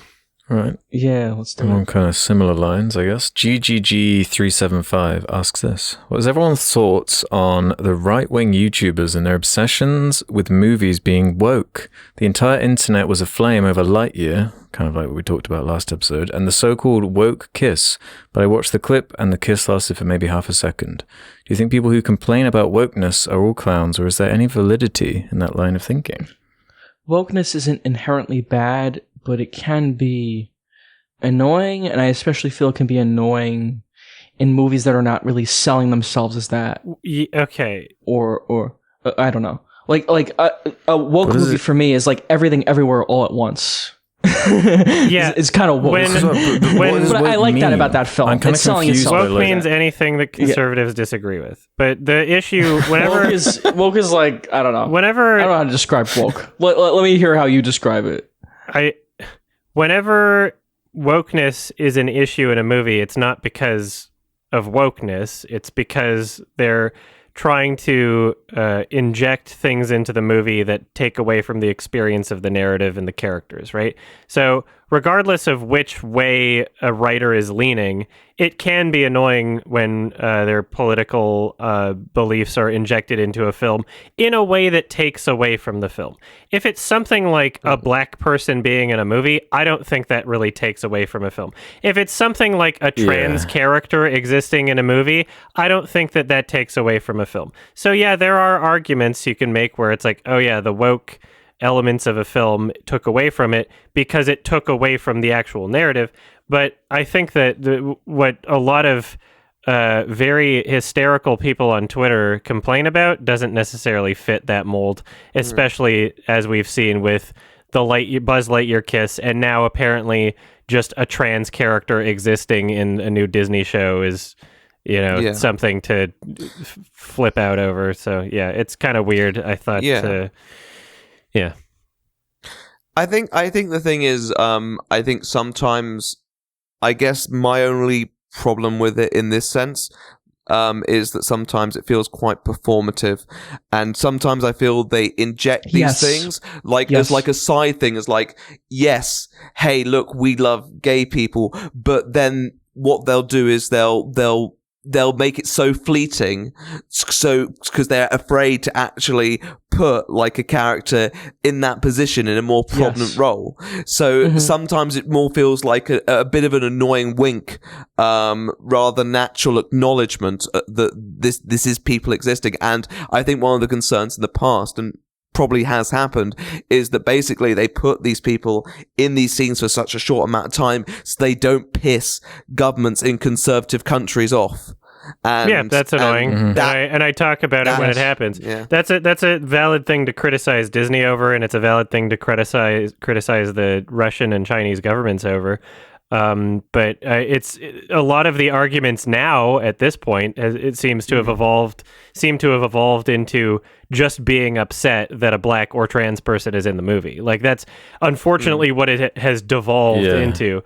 Is the conversation seems to be no longer about like, hey, this is kind of performative. Like, that's a valid criticism, but people are actually being like, we need to censor this part in the movie so that children aren't corrupted by the woke agenda, by Disney being like literally the option existing. We can't let a single child know that a woman and another woman can ever kiss, because otherwise every kid will be gay or something. Like, that's what the conversation is now. That's fucked up.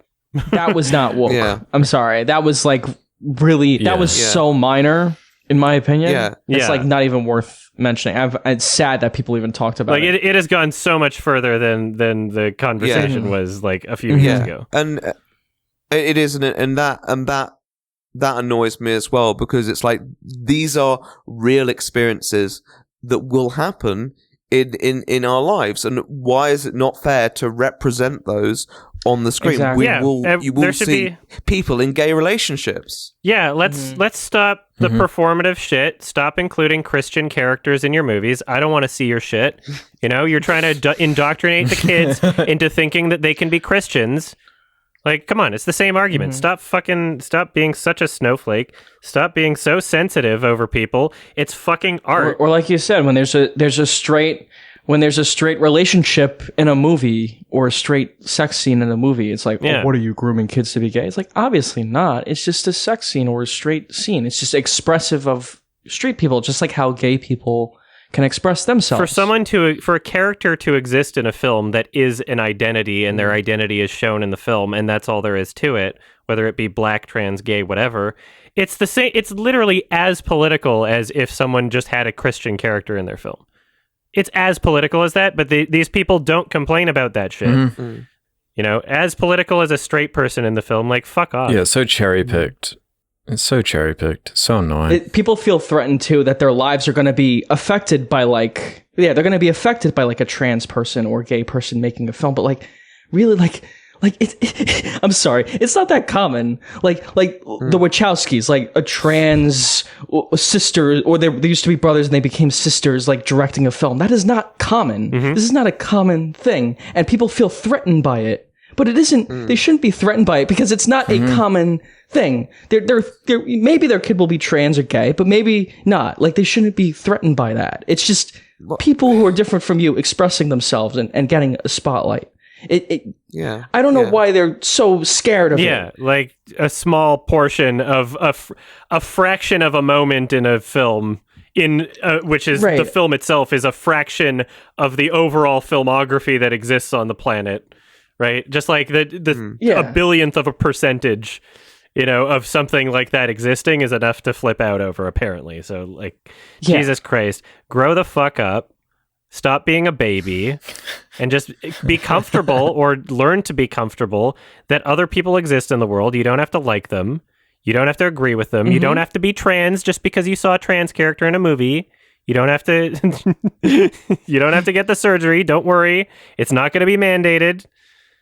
So there are many movies without, like, trans characters and gay characters that they can watch. The overwhelming majority of films do not have trans and gay. I was going to say the first 100 years of cinema, basically, with a few notable exceptions. Even the overwhelming majority of films today don't have trans. Even today, because again, most people are not trans or gay.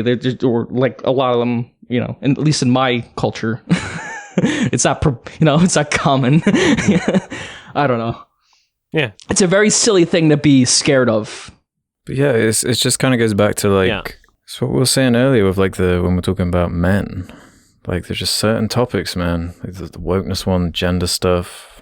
And it just makes talking about it just such a nightmare. Like, yeah, the scene in Endgame where they like pretend that there's like the women Avengers, you know? And they're like, as if, yeah, that we've been building this up the whole time, and they're characters that are just as developed as everyone else. And it just feels like really corporate and lame. But then when you like talk about that, it just becomes like another conversation, like you're saying about like, yeah, it's like a black person in this now. This is forced wokeness everywhere. And there are good faith conversations to be had about this subject, but unfortunately, having those conversations, there are a lot of bad faith people that jump into those conversations and sort of derail it into their own just political agenda, which they claim to be against political agendas, you know, but they have their own, right? So like the newest one is like, there's a leaked clip from a Disney Plus show that's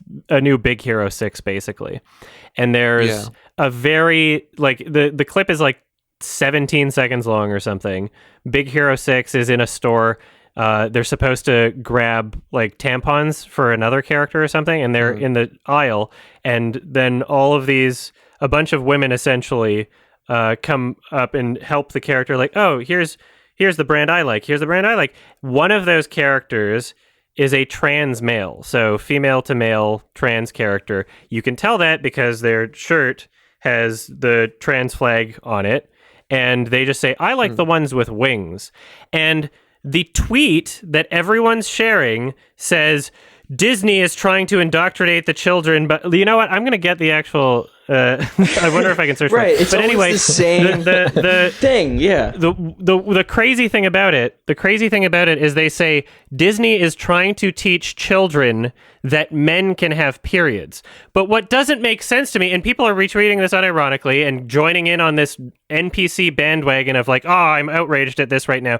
But that was a female to male trans character, when any other day of the week you would be saying that's a woman because they have woman parts. So how are they now complaining that how is the narrative now Disney is trying to teach kids that men can have periods, when I thought that you thought that was a woman? It's so inconsistent, and it just seems like you want something to be outraged about. It's insanely performative, insanely annoying. It's just virtue signaling, which is something they claim to be against. So, grow the fuck up. People do it on both sides. Yeah, there's annoying people on the left and annoying people on the right. And if you call out those annoying people on one side, maybe think about your side doing it too. Maybe think, hey, the people doing it on both sides are really fucking annoying and we should discourage that. Some people just don't want to look at their own side in that way. It's such tribalistic, nonsense bullshit, and it's caveman brain. I'm done. I think that summarizes it nicely. Thank you for your contribution. But yeah, it's... I don't know. I do find the whole, especially like that sort of thing on Twitter, just nauseating. And you're completely right. It's just these people exist, and you know, maybe Disney put it in. I don't know what the context is behind that scene. Maybe it was done by a trans person, but maybe it was just put in by Disney. As like to try and win over people. But it's not a big deal. It's something that will happen. You know, will everyone be handed a tampon by a gentleman wearing a big trans flag jumper? No, but it's completely plausible. And it's completely within the realms of the reality that we live in. It's not an offensive thought, I don't think. I think it's completely normal, and it should be, and it should be normalized, because those people, they exist, and they should be, acknowledged as existing. You know, that's it's reality. But they're existing in sin, and we can't show children that. Everything I don't like is a sin. I will interpret the Bible in whatever way I feel. I don't think the Bible says anything about trans people, does it? It's such a hard conversation to have, because there's so many different ways it can just divulge or almost just go off the rails. And it's very difficult, and we're all in good faith here, so we're not like hurt by what we're saying. But yeah, it's a hard thing, and yeah, like you said, Adam, so many people just divulge into, or they just go into like religious bullshit, or they go into like their own prejudice, like literally it's just like homophobia, or just like their own phobias of like people without trying to understand, or like without looking outside themselves. And that's why I love films, because they allow you to empathize with other people. Like that's why I've always loved films. And that's just like it's just hard to have conversations with people who are not on the same wavelength as you, who aren't as empathetic. Yeah, like they don't give a shit. Yeah, they don't give a shit if they're being hypocritical. They just want to tell you to go fuck off. Really. There was a video I made, one of the only like explicitly political videos I've ever made, and I posted it on my vlog channel, and I titled it Paul Joseph Watson versus Paul Joseph Watson. From the same year, basically, he contradicted himself completely in one video where he was trying to push that mental illness isn't real. He was saying, it's your fault if you feel depressed. There's no real reason why you're depressed. It's your own fault. And then as soon as are soybeans turning men into pussies meme started coming up, where soy boy was a thing, then he released a video the same year saying soybeans contain phytoestrogens and they can make you depressed. Your mood can be depressed. It's like, hold on, I thought you said that no physical things could make you depressed and it was just your fault. And so I just put these two clips next to each other, and literally no commentary, just it speaks for itself. You're saying completely polar opposite things. You've changed your beliefs the same year, depending on what sort of thing you want to say. And somebody sent that to him on Twitter, and his response was like, lol, triggered snowflake. And it's just like, okay, you're just not good faith. You know that you're lying. You don't care that you're lying. You're a bad faith piece of shit.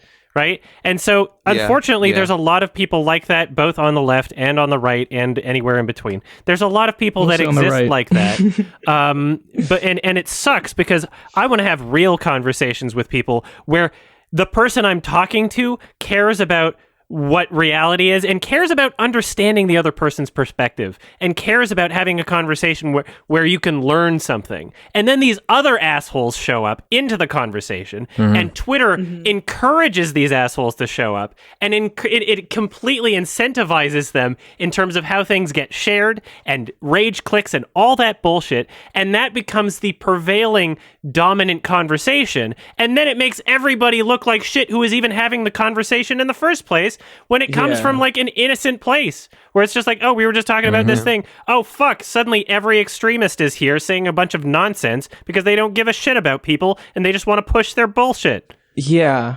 I feel like Twitter is one of those few places, though, where like they do allow like people who are maybe like outside of the norm to like express themselves. Like you have a Twitter check mark, Adam. Like I feel like there's so many channels who are like ignorant, or Twitter accounts that are ignorant, and they don't have those check marks for that reason. And I understand you can lose that check mark. I read the rules or whatever. You can lose it if you like, but I don't think you ever would. I understand that. It's just like the people who are ignorant on Twitter, I feel they don't get a platform because they don't get that check mark. And no one, I disagree. Like, takes them seriously. I'll show you some accounts. Yeah, that's just how I feel, because I only listen to people who are basically checkmarked or who like follow me and I follow them back, who are like my friends. That's how I see it. Yeah, Twitter is a cesspool. I don't listen to of like giving a megaphone to the worst, most extreme voices. Oh yeah, like fucking. There's so. Oh yeah, but they will not. But Twitter doesn't validate them by giving them a check mark, I feel. Oh, they do, very much. I think Nick Fuentes had a check mark when he was on the fucking website. Really? Yeah.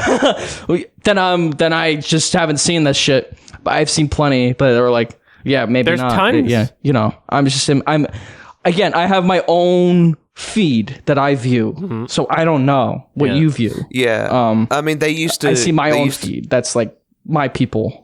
That's fair.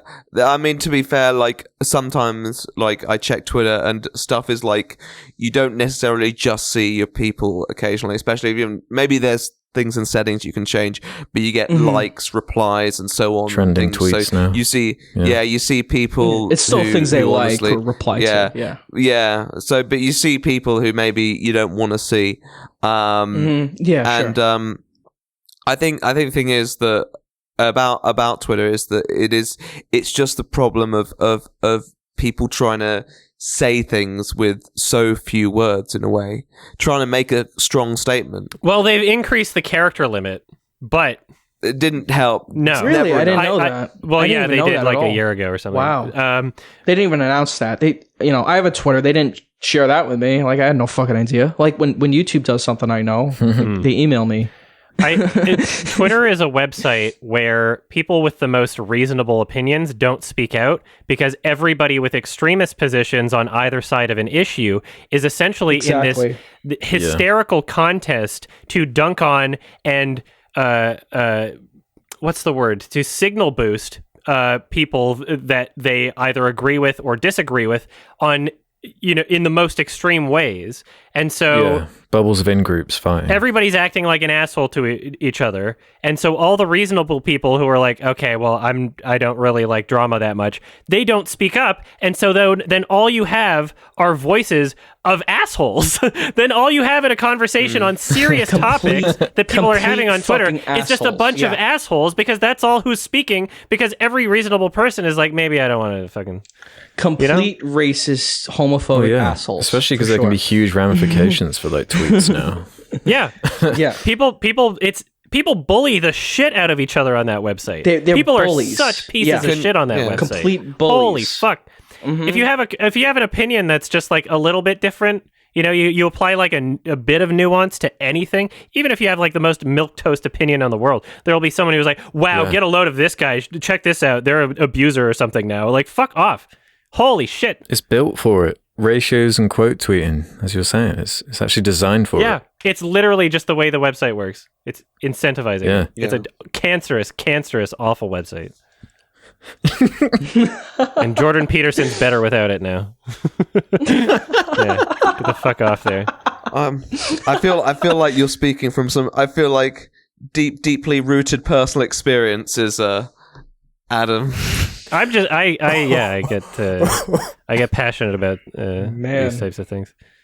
I get upset at human beings, So good. I mean, Twitter claims to be this like safe space or whatever for like all voices. Yeah, fuck them. If that's how you feel.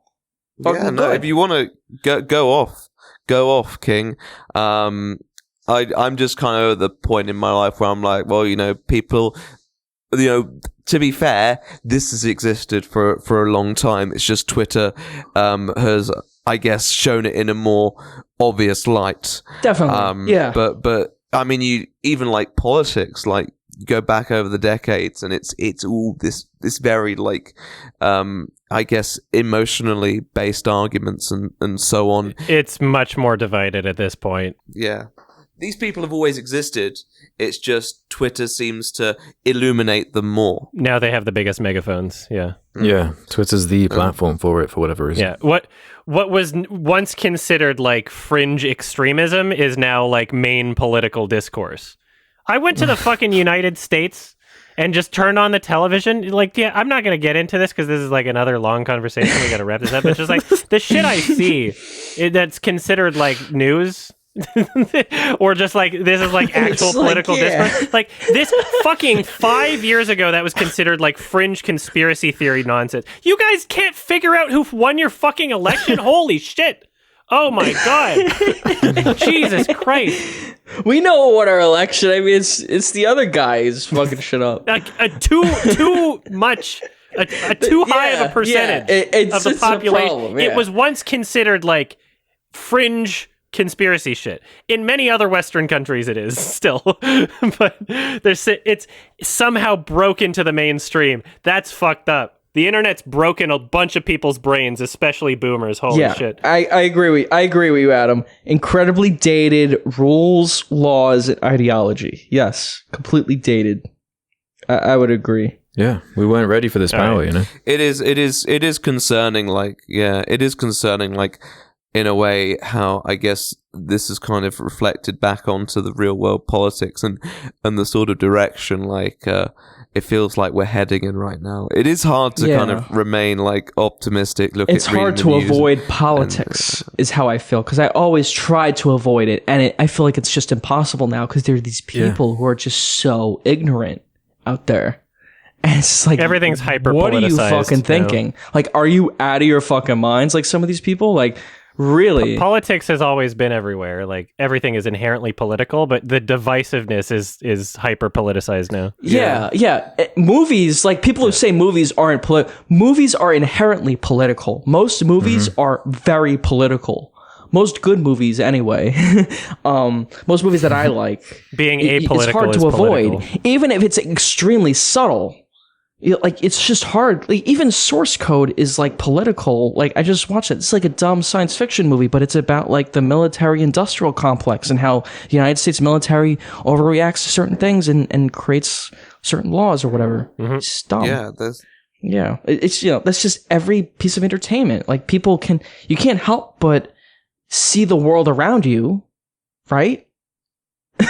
And react to it in some way. Yep. Life imitates art, and life is political. So, but and you get put into camps, even like you don't say anything. Like, I read a comment the other day that was describing me as having Trump derangement syndrome, even though I don't think I've even really talked about Donald Trump before. Like, I just don't. You're a big Donald Trump. Didn't you vote for him in 2020? Yeah, even though you're you're not. Yeah, in the United States. Yeah, the UK based guy was. Right. I just don't get where they even get it from. It's just like you're just making shit up. Well, I've never gotten any Trump stuff, and it's like, what? Like, I live here. Like, I've made jokes about him. It's so strange. It is strange. Everyone's a fucking idiot. That's my political perspective. Everybody's a fucking idiot. Yeah, nobody's smart enough to be having any real conversations. I think people are emotional, and to be fair, like, I think some of the emotion is justified right now, particularly when you look at some of the political decisions being undertaken by US state governments and even obviously the Supreme Court's most recent decision. It's gonna get upset people, and I think that's fair. It's just important to focus the energy on memes, on the enemy, and on discourse, on talking about it, because I feel it's ultimately the best way of moving forward, and not any way else. All right, we got to wrap up pretty soon. Just FYI. Yeah. That's fair, and I agree. It's a difficult conversation a lot of the time, but the point is, I wanna live in a generally quite accepting world, and it feels like we are going backwards, and I think that we can all do our part, but at the same time, like, you can't expect everyone to like be like a vocal Twitter advocate on these matters. Some people don't feel confident or comfortable speaking publicly, and it's kind of, and I hate to sound like too woke myself, but it is kind of ableist to impose like I guess expectations on people who may not have the ability or feel like they have the ability to talk on certain subjects. Just do your part to make the world a better place, even if it's small things. And there'll always hopefully be some people to try and steer the ship of the great planet Earth in the right direction. Yeah, I can agree with a lot of that. Chill out. Yeah, let's just Chill relax. out. Yeah. Put on a copy of Shrek 2. Just forget about the world. Yeah, exactly. Or Minions Rise of Gru. Sit back, relax, and don't think about anything political while the people that want to control your lives go and vote. Bye-bye. All right. Thank you for the questions. That was a great discussion. Yeah, that was a lot of fun. Yeah. Thank you for joining us. It's been a pleasure. Yes, thank you. Yeah, thanks so much. Yeah. Thank you for joining us. That was some fun guest episode adventures. I guess before we wrap up the show, where would people find you if they want to find you? They can find me on my YouTube channel mainly. I don't really use many other social medias right now. Kind of just focusing on trying to do YouTube. So the YouTube is The Right Opinion. Hopefully that will take you there if you search in YouTube. I'd be a bit concerned if it took you anywhere else, to be honest. I'll change my channel name to make it confusing. How dare you? Otherwise, I mean, I am on. You probably find me on the social medias, but either they're dormant or completely inactive. I've forgotten they even exist. So best to just, I guess, go on YouTube, and if you need me anywhere else, then you might be able to find an account to follow. But I can't guarantee you'll see much action out of it. Okay, awesome. But I guess I should recommend a film. It's time. Yeah, where have you got? Oh, it's your turn? Oh, shit. Turn. Okay, go ahead. Yes. I have decided we are doing the third Bruce Willis film in a row. 12 Monkeys by Terry Gilliam. Cool. Because I have a 4K Nice. Blu-ray for it now. Should be pretty easy to find for everybody. Yeah. Haven't seen it in a while, and I wanna give this 4K Blu-ray a watch. So yeah, I've seen Nice, it. cool. It's been a while. Yeah, it's been a while. All right, so if you're listening, if you don't want to be spoiled for 12 Monkeys, directed by Terry Gilliam, 1995, starring Bruce Willis and also Brad Pitt, then watch it before the next episode. These episodes come out every 2 weeks. You can listen to them early as they're edited by going to Sardonicast.com. Sign up for premium. It's only $2 a month, and you get to listen to them early. Also, patreon.com/Sardonicast. Also, we got merch. There's links in the description. Also, there's a Sardonicast highlights channel. Maybe search that or something. Also, give us some fan art. It will be included at the beginning of the video if it's not like explicit or something, I guess. But all right. Thank you for listening, everybody. Thank you. Bye-bye. Thank you. Happy Shrek. Bye. Thanks, everyone. Bye. Bye. Bye. Bye. Yeah, cheerio. Cheerios.